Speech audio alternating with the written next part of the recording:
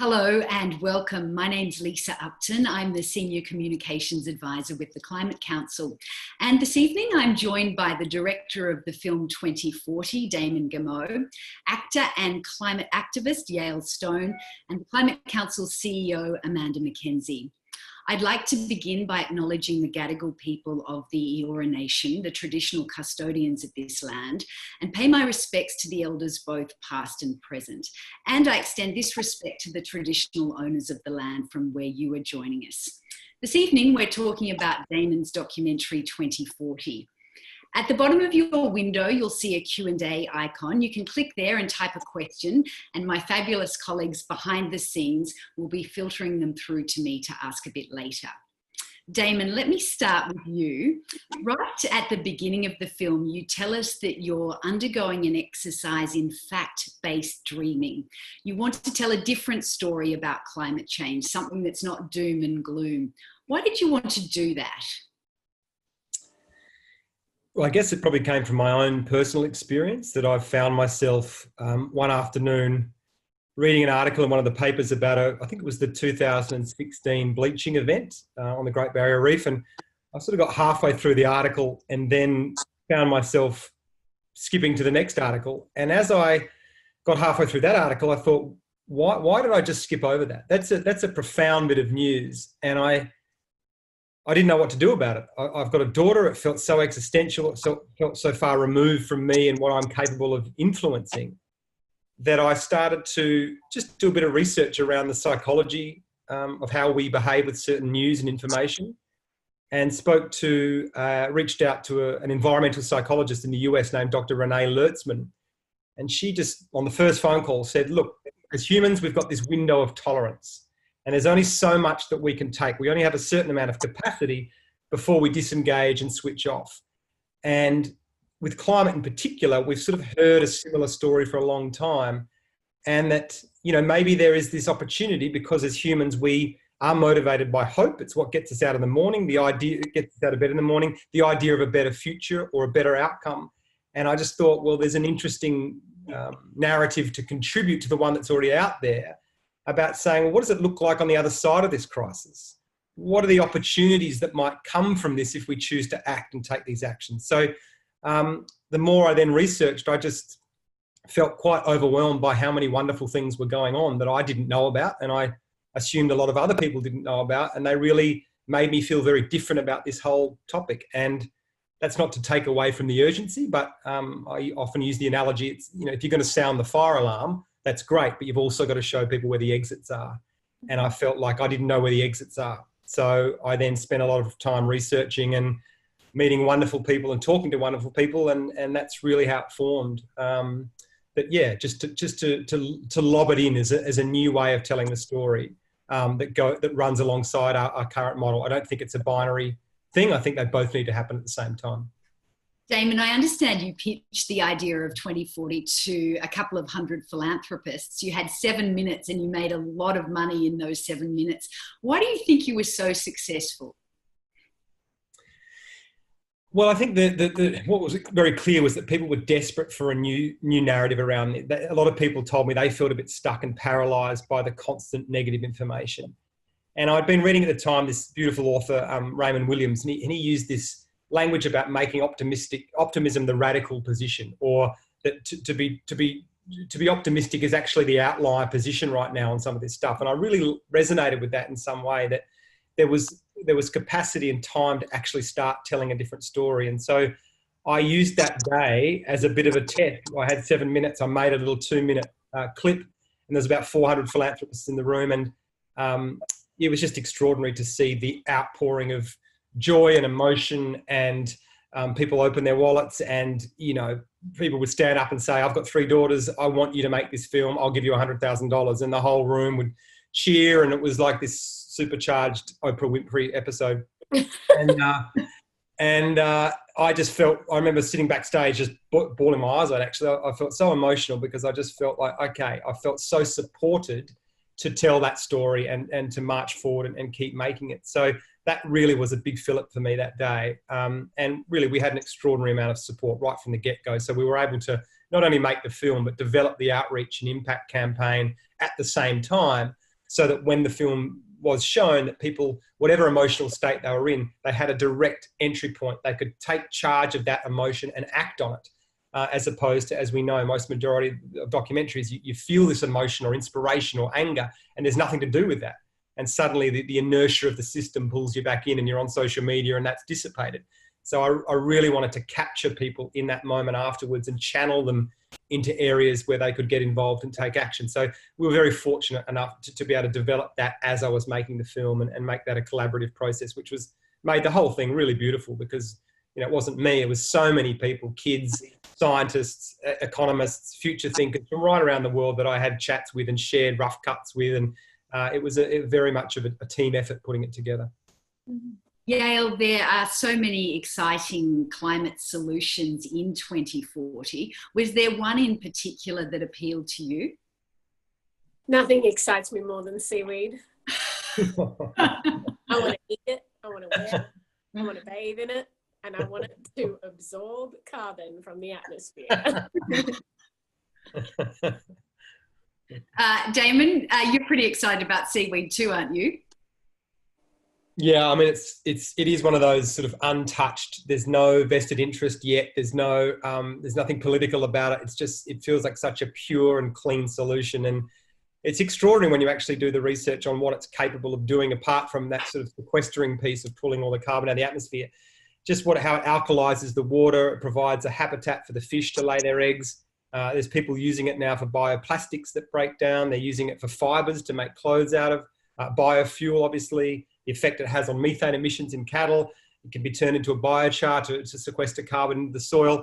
And just the idea of these beautiful kelp forests, floating out at sea. And for anyone that hasn't had the chance to do that, we actually launched this platform down in Tasmania quite recently. And there's some existing kelp down there. And just to see the future of diving through that and exploring these underwater forests and all the sea life and the ecosystem that comes alive there, it's just a beautiful story. And it's sort of untouched, and especially in Australia, we've got so much potential there. And it's funny, since the film came out, the amount of people that have reached out to us that want to develop something in that space, whether they're sort of impact investors on their own. There's one in New South Wales, there's just got permission to build a 1,000-hectare one, which would be one of the first commercial scale seaweed farms in Australia. There's an emerging national seaweed institute that they've got a goal of making it $1 billion industry by 2040. We're working with a lady in the UK, in Devon, who saw the film and wants to do something there. And there's the first global seaweed symposium that was supposed to happen this year. So it's really exciting. I mean, it's a wonderful option, and especially if we sequester that carbon. And once you harvest the seaweed, once it sinks down below about 1,000 meters in the water, the weight of the ocean actually stores it as carbon on the ocean floor, potentially for millennia. So there's still a lot of questions to be answered, and obviously dealing with the ocean it's a big, powerful sort of entity, and there's the salinity issue and the currents and whatnot. But the right questions are being asked by engineers and ocean experts around the world at the moment about how feasible it is, how quickly we could upscale it. And I certainly think I often feel that we're probably like the chats that we're having about solar panels or wind farms in the 60s. That's kind of what's happening now with the seaweed industry. These are these really early preliminary chats, but over the next 20 or 30 years, it's really going to take off, especially as a valuable food source. Amanda, I know you were really inspired by the story of the microgrids in Bangladesh that Damon featured. Tell me why. I love solutions that are win-win. I think often climate change has been characterised as an environmental issue rather than a human issue. And we need to be very clear that, of course, as the climate changes, obviously it hurts people. The environment in humans are fundamentally connected. And I like the way that this solution like this marries up solutions to poverty, to access to education. There's a whole range of different issues that were lining up to be solved with this solution that was good for climate and good for these other issues as well. And that sort of greater community resilience, and it allows that empowerment of a community. I think often energy is perceived as being something that has to be created far away by the state, and actually this is it makes it more of a democracy. We can all create energy. The sun's right there, the wind's right there. There's ways of us harnessing it on our own and building that resilience for our local communities. And Amanda, can you explain how microgrids could be used in Australia? There's lots of opportunities in Australia. On the one hand, particularly remote communities that have been using diesel, they often need to truck in diesel for long distances. That can have an impact on local roads. It is expensive. It's also polluting. If you've got local microgrids using solar, the community can own that asset, and it's better for the environment. It's better for people's health. It's more reliable. It's less costly. You can't, again, it's one of those win-win solutions. So when I was on the Northern Territory expert panel on renewables, that's one of the key solutions that we were sort of investigating. But there's lots of places around Australia where that's feasible. The other aspect in Australia, I think, is from an extreme weather perspective. We've got on the east coast, it's a very long sort of skinny grid right up to northern Queensland. And then we've got, the WA grid is again long and skinny. There's the Northern Territory. We've got a whole series of different kind of long skinny grids, if you like. And the further you are away from your big energy infrastructure, the more points you have of an extreme weather event interrupting that supply. So the more you can diversify your supply, the more resilient you are to extreme weather events. So during Hurricane Sandy, for instance, in the US, it proved that there was a huge amount of resilience for those communities that had already built microgrids. And you can imagine doing that with a lot of critical infrastructure. So you need to make sure the hospital can continue operating. So let's make sure our schools have solar panels with backup batteries, that we've got the public infrastructure around a certain area that has in place this infrastructure that can be part of the wider grid, but can also be islanded off into a microgrid where it's required when we've experienced extreme weather. So it's sort of anticipating, okay, we're going to live through this climate crisis, so let's make sure we build resilience into our energy system, but let's also make sure we've got an energy system that's built for the 21st century and can get us out of coal and gas. Yael, at one point in the film, Damon is on a plane talking about the fact that it's spitting out carbon, and he reflects on how hard it is to do the right thing. I read a magazine article recently where you talked about regularly flying between two continents. And then, as the article says, the climate auditor came knocking and Yael's stone was in arrears. Is that how you felt, and what did you do about it? Look, I guess for the last 2 years since our daughter was born, there's been a knock at the door of my conscience.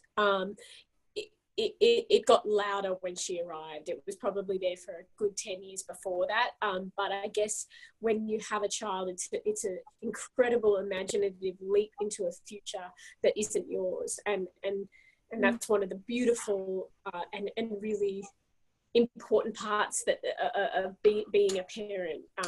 It does turn on maternal instincts, and they extended beyond her, and they extend to other people's children, and they extend to the earth and to the well-being of the earth. And I think I tried for a long time to ignore some voices or to placate them in certain ways, and I just couldn't do it any longer. And the breaking point for me was probably the fires. I before that I've started studying alongside my normal job as an actor and studying sustainability and resilience, and trying to learn as much as I possibly can. But when those fires hit, there was something undeniable, and it was the smoke in our lungs. It was this impossible idea that we would lose that many trees, that we would lose that much wildlife in one hit, that we've had all this information already, and we should have been preparing for it. We should have been preparing for the imminent disaster, and we should be preparing against what's causing these symptoms. It seems to me, I've been working, before this I've been kind of involving myself in criminal justice and understanding crime and punishment. And then I've come to understand that some of the greatest crimes we've committed really go unrecognized. And I felt this weight of responsibility, and I saw a lack of leadership. And I thought, how can I embody that leadership in my very, very small way in my life? How can I embody leadership that I want to see on a federal level, on a global level? So yeah, that's when I decided, in conversation with my partner, Jack, that we were going to end this idea of having a life in 2 countries. It's a ridiculous extravagance. We both have so much work to do. We both want to see equality across the globe in all kinds of interweaving ways, and it makes no sense to be pumping out carbon to do that. We can do it from our home. We can do the work that's really important to us from our home. And so yeah, I guess the auditors came knocking. I think one important thing to add to that very long story, and sorry, gosh, I go on, but I saw it at that moment as a sacrifice. You know, here I am making a sacrifice. It's a small personal sacrifice, big in the level of my life, but personal sacrifice was kind of the idea that I was bringing to the table and saying, okay, what can we do? How else can we sacrifice? And I think when we talk about Damon's film, what's so important is to emphasize the opportunities that can be gained. And it really isn't about sacrifice. The more I learn, the further I go down this track, and I'm just at the beginning of this journey, it's actually all about opportunity. It's actually what we have to gain. And when we think about really intelligent, integrated solutions like Seaweed, they speak to a virtuous cycle. And we see benefits that just roll out and out and out. Like Damon was talking about, it's not a one-hit solution. And when you find something like that, it seems to blossom with opportunity rather than sacrifice. Damon, you talk about the fossil fuel lobby in the film and how vested interests prevent us from lowering our greenhouse gas emissions. I wonder how you see the fossil fuel lobby operating in Australia right now.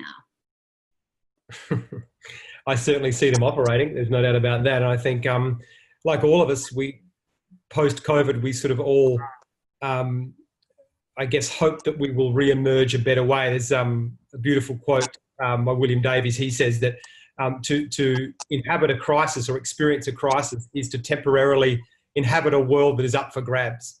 And I think we come at that from let's rebuild renewably and let's change the way we operate in Australia. But unfortunately, there's also vested interests that are using this moment as an opportunity. And we're seeing it right around the world. We're seeing what Trump's rolling back in terms of the EPA there and allowing sort of no regulations at all in terms of promoting economic growth.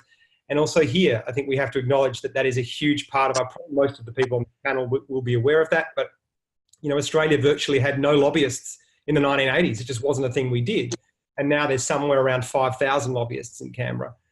We know that a particular facet of extractive industries have enormous control on the Liberal Party. We know they control our mainstream media. We have one of the most concentrated media landscapes in the world. We're in the top 5. And even our commercial television network owners have links to extractive industries. And we know obviously about the Murdoch press. So this is a battle of stories and narratives that we're talking about. And if you're controlling the story, it's very hard to get people to make the changes that we're talking about. And that's largely why I made 2040 was to try and have an intervention and cut through that existing narrative. Because I do believe the majority of people would get involved and care if they really understood what was going on. But if you're taking very little interest and you just walk past a headline of the newspaper every now and then, or you're tuning into certain radio jocks, you don't understand the depth and the complexity of what's actually going on or what's at stake. So it's very easy to deride the children or say that this is some kind of conspiracy. I get all that, and I've been there myself. But I really think it's important for people to understand how controlled we are in this country. We're seeing it right now, even the appointment of the COVID Commission, the fact that 6 of those members of the 15 have very, very tight links to the gas industry. And lo and behold, they're promoting a $6 billion Trans-Australia pipeline. I mean, it's not even subtle anymore. So I think we have to call it out when we can, because they are the thin barrier to our progress. And there's only a thin group of them, and they're only quite extreme. And the majority of us want something much better and much more magnificent. And I believe in human beings in that sense. I think we are largely altruistic, but we are often governed by more sociopathic people because of the rules of the game, push those people to the top. They're very good at stepping all over people, showing very little empathy. They get to positions of power, then they get to set the rules of the game. So the majority of this planet, I think, are really beautiful, caring people that value the ecosystem and want a better future. But we are governed by a minority of people that don't have those interests. And Australia is as heavily influenced as any country in the world. Amanda, would you like to comment on that, and particularly the narrative battle that Damon's just described? Yeah, well, to build on what Damon said, I think it's very clear that the government and the gas lobby is pushing incredibly hard for this so-called gas-led recovery. And it's interesting looking at a range of the different pieces of language that are used. There's often a phrase called the transition fuel for gas, that we need some gas to help us move towards renewables, which is absolutely false. That argument may have had some validity maybe 20 or 30 years ago, but it has zero validity now. There's no evidence that you would need gas to move to renewable energy. It's happening already. And in fact, it's just to entrench the industry further for many years to come. The idea that you need gas for hydrogen fuel is, again, just another play to entrench gas for the future.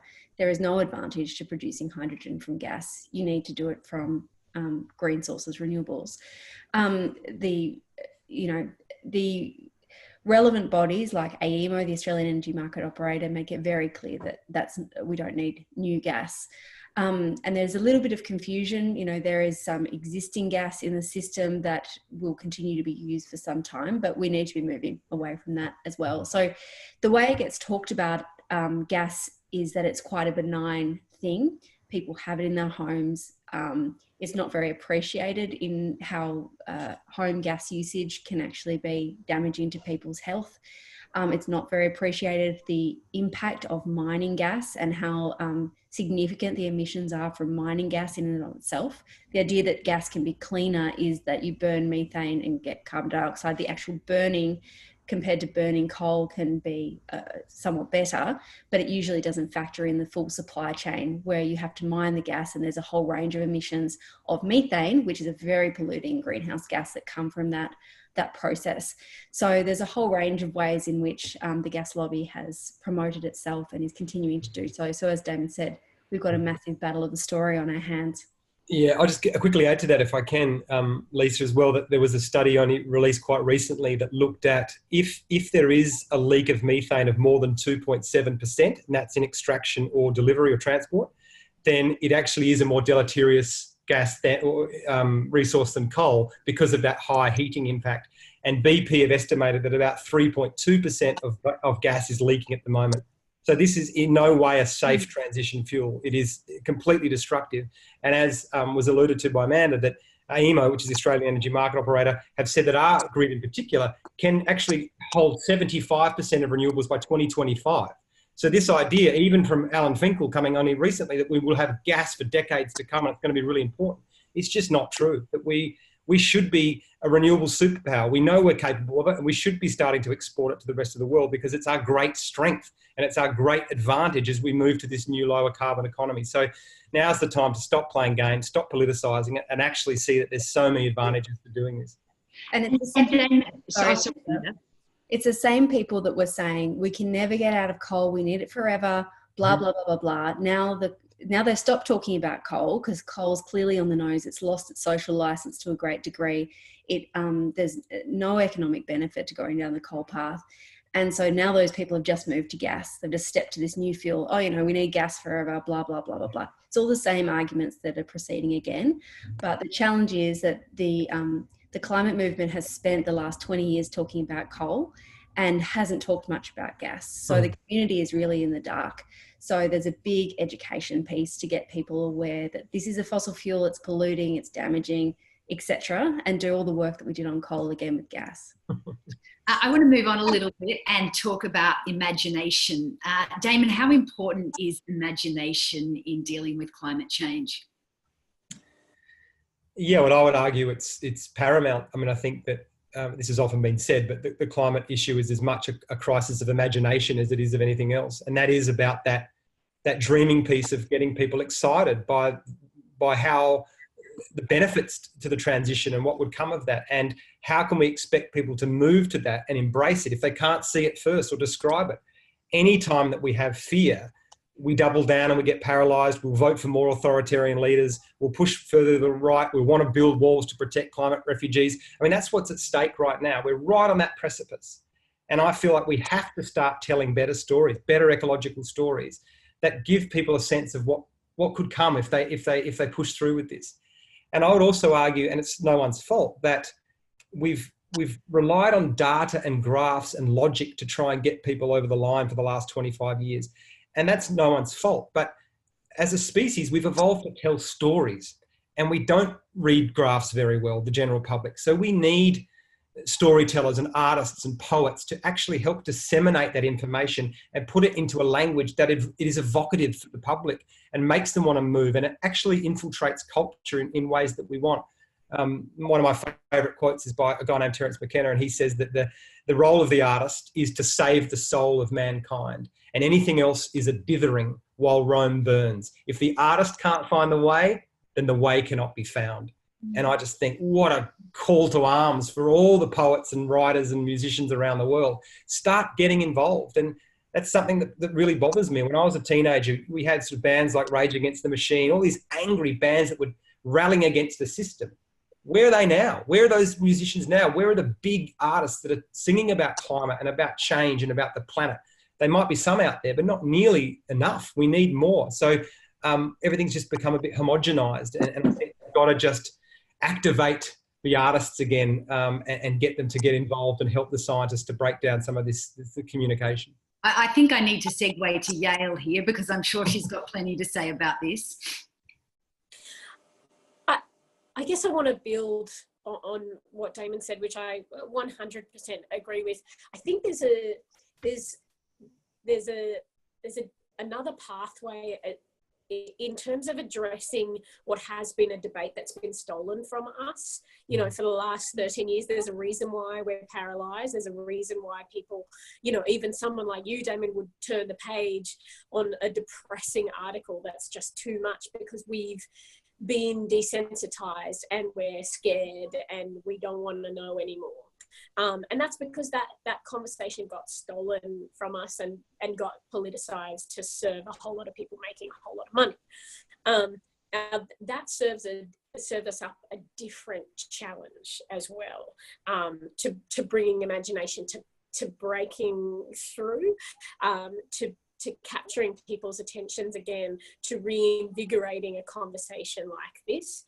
And I think that's really important to remember, that alongside this debate being stolen from us, there is the rise of the internet, there is the rise of YouTube, there is the rise of Twitter. And, you know, there's a lot of research to support this, but I think we all know in our personal lives that we're very siloed in our thinking. There's a great chance that you know, the four of us are talking to a bunch of people who already agree with us, and that's still fantastic because we're still talking about solutions. But when we have conversations like this, I think it's really important to refocus on the way we talk to other people outside that bubble, and talk about those problems of siloed thinking and siloed communication. And that I'm working on a project right now to try and unpick what those big barriers are. You know, I could be getting into spiky territory here, but I'm going to go there anyway because it's fun. You know, I guess I looked at the Stop Adani campaign, and I found that its effects seemed to be quite silencing for people on the other side. It had a big finger pointing, it's your fault feeling about it. And I think it may have, to no fault of its own intentions, silence a lot of people who would otherwise be on the side of change. But I do think we need to talk to people who work in the coal and gas industry, people who are concerned about putting food on the table, people who are worried about having something to hand over to their kids money-wise. And I think that that's an important conversation that we need to address, because in some ways, I mean, there's a real, I think our side of the argument can sometimes seem a little patronizing and can be terribly earnest and has looked over some of the people that we really need to engage. And there's as Damon said, the planet is packed full of great human beings who want the best, who want to see virtuous cycles repeating again and again. But we need to feel included. We need whole ranges of people to be included. And one of the big things about climate change is it's the people who are at the bottom of the ladder already that are going to get kicked down further, And we need to be talking to the people at the bottom of the ladder and say, hey, you're included in this. You're part of the solution, and you're a vibrant part of the future, and you count and you matter. And I think, there's a whole lot of intersectional issues that always play out when humanity is at stake. Issues like race, issues like criminal justice, and education. And I think when we start to unpick that and start to get people involved in that wider conversation, then there's some movement, maybe some shaking out of this 13-year kind of stolen debate. Yael, I just want to pull you back a little bit to this, just one more Someone question. has to. No, about imagination and climate change and artists.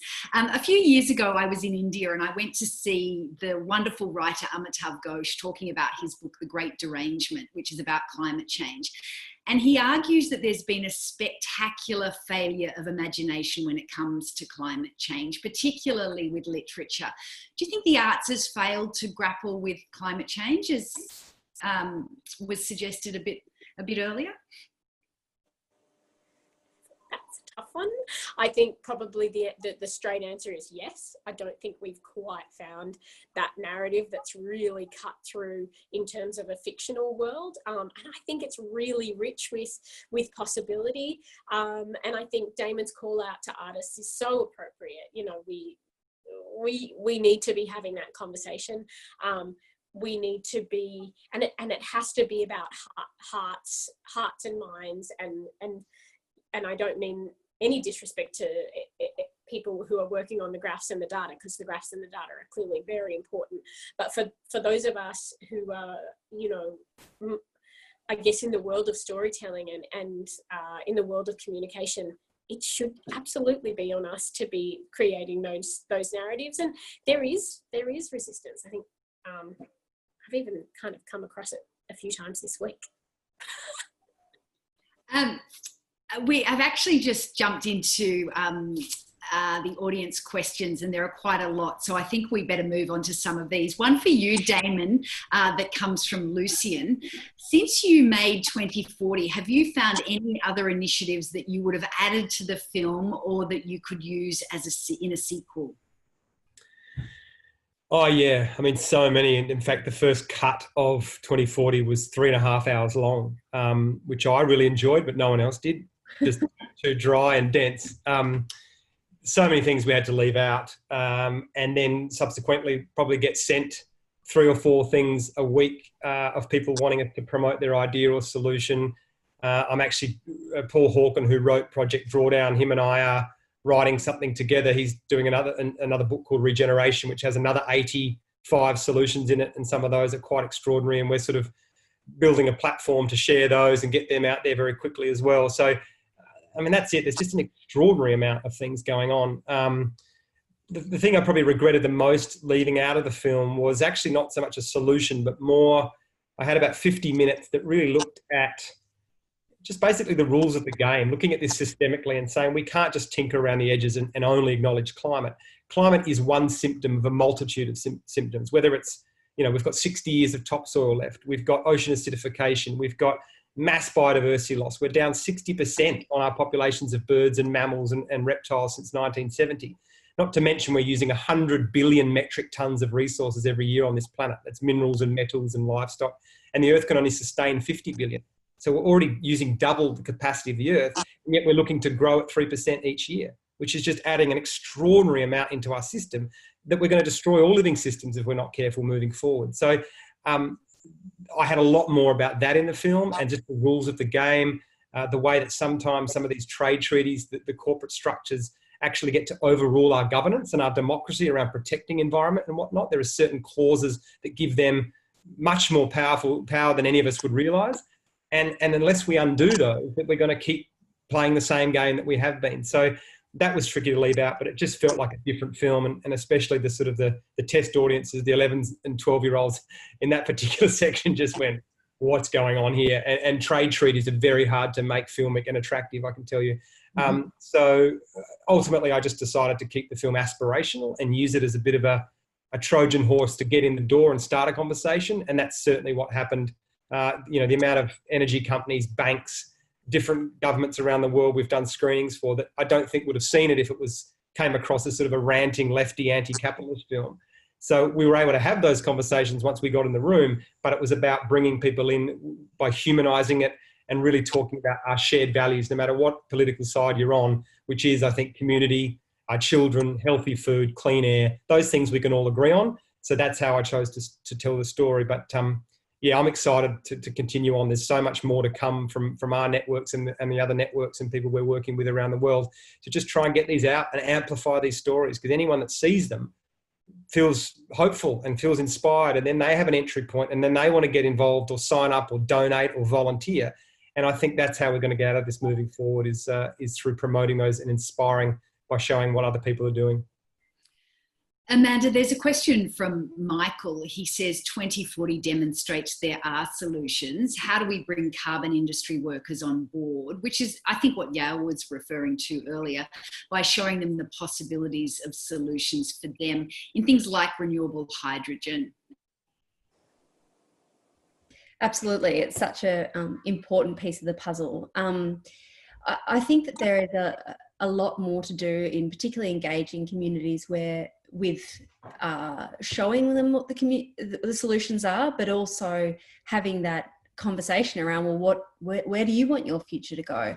What I found as we've sort of travelled around to many of those areas, talked to people in those industries, is that people that work in coal mining, for instance, aren't necessarily wedded to coal as a substance. They're not passionate about the substance. They're passionate about the jobs and the area they live in and the community that is reliant on that mine. It was interesting, recently we released a report that had a section on it that was about the mining opportunities for Australia in a green revolution, if you like, globally in renewable energy. And one of the front page stories in the Mount Isa region in Queensland was green revolution to be driven by Mount Isa because of the resources in that area. So, you know, climate activists aren't against mining per se. We're saying we can't mine coal, we can't mine gas, but there are a whole lot of substances, minerals that we will require in this revolution. And Australia has a lot of them. So a lot of these communities that have multiple resources will be part of it. And what really struck me about the headline when it was like Mount Isa to lead the green revolution, I was like, wow, it just illustrates that, you know, when you give people an opportunity to be the solution rather than the problem, people are really happy to come along. But if you're, as Yael said, if you're just attacking people and making them feel like they're the problem and they're ruining the world, well, they're probably not going to want to be part of your team. So it is a challenge, because you need to obviously be calling out the problematic fossil fuel industry and all of the issues that exist there and not let them get away with it. But then also it's about how you connect with communities and bring people together to co-create those solutions.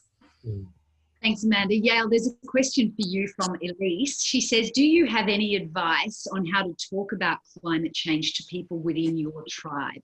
Do you have any scenarios or stories of talking about this issue to people in your industry and bringing them into the climate conversation?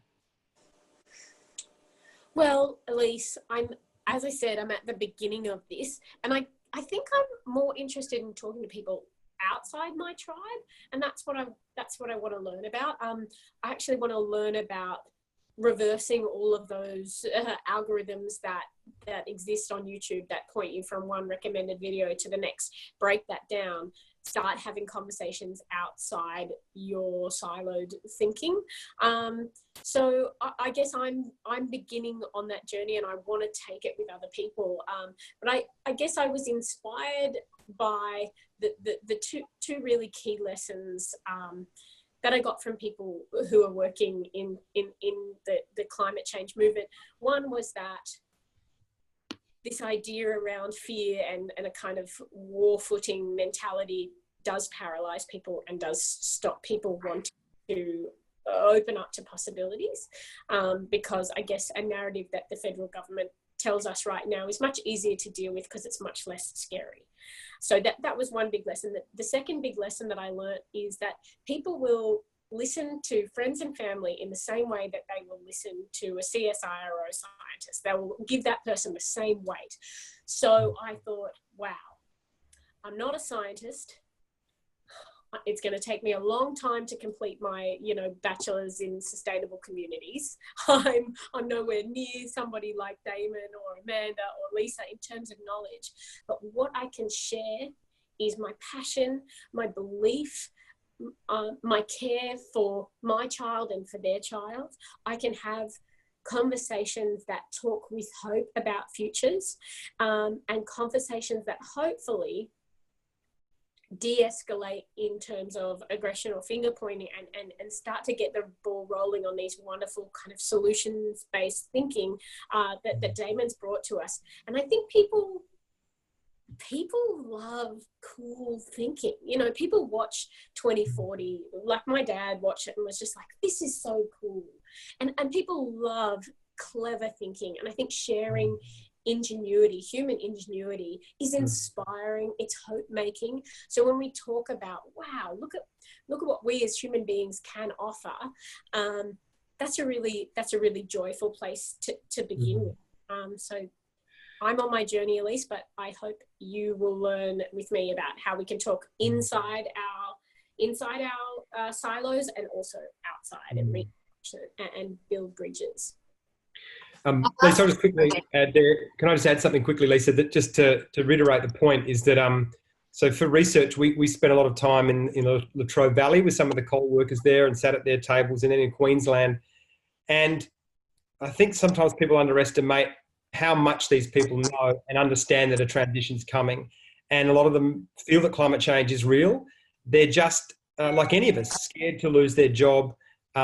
A lot of them in the coal industry are very proud of their industry. Their parents and then their grandparents worked in there. And you think about 60, 70 years ago, it was a job to be proud of because you were building economies and creating prosperity. You were driving progress. And it was a great thing to be proud of. To then very quickly have people driving in and vilify them and say, and dehumanize the whole issue is what they balk at. So I think Yael was absolutely right that we've got to humanize this topic much more. And we've just got to take it away from that derisive. There's too much of that anyway, this tribalism that's infecting the world at the moment. Be conscious about it. Make a choice to just talk at a human level and listen to people, and then don't try and ram your point down their throat if you're talking about these topics. Just do it in a kind way. Thanks, Damon. I'll ask you this question. I actually think I know the answer, but I think I know what you'll say, but it comes from Alex and I'll ask it anyway. Have you considered making another version of 2040, one that shows the impacts if we don't implement these solutions? 2040, the sad version. A few people have asked that. Yeah, and I think there's sort of I think if any of us had to paint a picture of what would happen if as business as usual, most of us have that. I mean, most Hollywood films have this dystopian future where there's no nature, we're living in slums, being chased by robots. I mean, that's 95% of futuristic Hollywood films. So I feel like we've already got that imagery in our head. And if we're not careful, that's the imagery that's hijacking our children's subconscious. That's the sort of the images that they're going to march into. And again, that was a reason to make 2040 and say, we don't have to have that future. It doesn't have to be that dystopian. We've got this other alternative. So let's start telling that story. So, yeah, I mean, there's another film called Age Stupid that people might know about, which came out for about 10 years ago. And that's probably the antithesis of 2040. That's kind of looking back at how we made huge mistakes. But again, I just think if you're calling people stupid, I just think it's not a way to engage human beings. Like, let's use different tones and bring people along for the journey. When I was thinking about talking to you all, it occurred to me that all three of you are the parents of young children. And Yael mentioned this a while back. She sort of referenced having a baby. But I wonder, Amanda, Damon, well, all of you really, how much becoming a parent has changed the way you view the climate crisis? Amanda, do you want to answer that to start with? And then Damon, Yael, feel free to add. Yeah, I think it sharpened it for me. I think I was always someone that was very future focused and conscious of what the future would look like. My imagination of the dystopia was always incredibly clear. And I've been working on the issue now for sort of 15 years. So I've felt the disappointment of knowing what could have been done that hasn't been done, and what was known and hidden. And, seeing the bushfires in particular over the summer was, very painful for me, having been part of the crew that's been warning about this for such a long time, and then seeing it play out, and being part of our Climate Council team that was warning in April last year, this is going to be really bad. Let's make sure we've got all the ducks in the row for this summer. And that wasn't listened to. So when I look at Matilda and parenting her, there are moments where I feel I want to instill in her a love of nature, because that's part of my life and what I love. And there are moments when I'm doing that, when I feel like, is this the right thing to do? Because what is she going to experience? And I then just come back to, well, I'm the last 15 years for me have been making a bet, if you like. I'm just going to put everything into this and say, I believe in humanity and I think we can do it. And I've just got to keep pushing down that pathway. And I use her to help me be brave and to say, I'm going to try harder when I've been in so many awkward conversations in the last 15 years, so many awkward media interviews where in those moments where you're like, I can step outside my comfort zone and do this, or I can just hold back. And I use her to just always try and step forward. And I obviously don't get it right every time, but just sort of keep coming back to her little face going, okay, that's what I want to take away from kind of trying to parent in this, with this crisis in the back of our minds all the time. Damon, would you like to say anything about your children? Oh, that was beautiful from Amanda. Yeah, I resonate entirely with that. That's what gets me up every day and doing what I'm doing. And I think it's about this sort of extension of your timeline. I often thought that I sort of get to about 2060 and I go, well, that's probably going to be me. I've led a good life. But suddenly when you have children, that timeline jumps out another 70 years and suddenly you're into the 22nd century and you think, wow, what kind of world, especially the trajectory we're on now in not just climate, but in a range of areas. I want my children to experience the childhood I had and the beauty of that. And I even see some things that aren't around anymore that I even had in my childhood, and how quickly things are disappearing. That really motivates an urgency in me. And my challenge is to make sure that I do stay connected to the family and be the dad that I want to be now, instead of trying to be on this mission to try and give them a better future. I'd sure they'd probably trade some of that and my trips away for actually being at home and being present with them as a dad. So that's my sort of struggle, this wanting to be present with them, but also being hyper aware of what kind of world that we're going to be leaving them. So that's what gets me going. And I can categorically say now, after 5 years, that we can do it. And I couldn't say that 5 years ago. And I now know that we've got everything we need. And it's not an issue of waiting for a miracle cure or some magic technology. It's all there. It's just the vested interest in the political will now that's blocking us. And I do feel that there's incredible momentum. And I know that change isn't linear and that there is something brewing and that something will happen in the next 10 or 15 years. And I hope it's a tip to the best outcome. But I feel like there's a huge groundswell that's going on around the world right now. And Yael, is there anything you wanted to say on being a parent? I guess I would like to kind of marry this idea of responsibility and imagination together. I don't think that there's a version of myself 10 years ago that would have believed that I would be talking with people like you and feeling that it was worth my while opening up my mouth and saying what I thought. And having a child gave me the push to take those great leaps of imagination. We are not one thing. And the passions and the concerns and the interests that you have can breed multitudes of you. And if this issue is at your core and at your heart, there are many stories of people who have changed course. Damon's a pretty good one, and dedicated their lives to this really beautifully present issue, and the skills that you have, you know, from your other roles in your life, will absolutely nourish a new direction. So for me, Gameau has given juice and bravery to my imagination of who I can be and what I can contribute.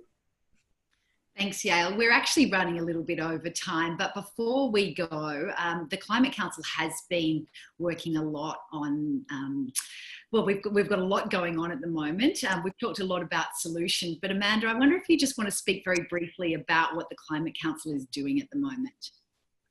I'll be quick. There's 3 areas of focus for us at the moment. The first is dialing into this economic reboot conversation, and we've got 2 goals in that. The first is to reframe the conversation about economy versus climate and show that acting on climate change brings economic prosperity and jobs. The second goal is actually getting a whole range of climate solutions up in the economic stimulus packages that will come from state governments and federal government and even local government. There's a lot that can be done in local areas. So we're doing a whole lot of economic modelling, we're doing a whole lot of communications work, doing a whole lot behind the scenes with various policymakers on that.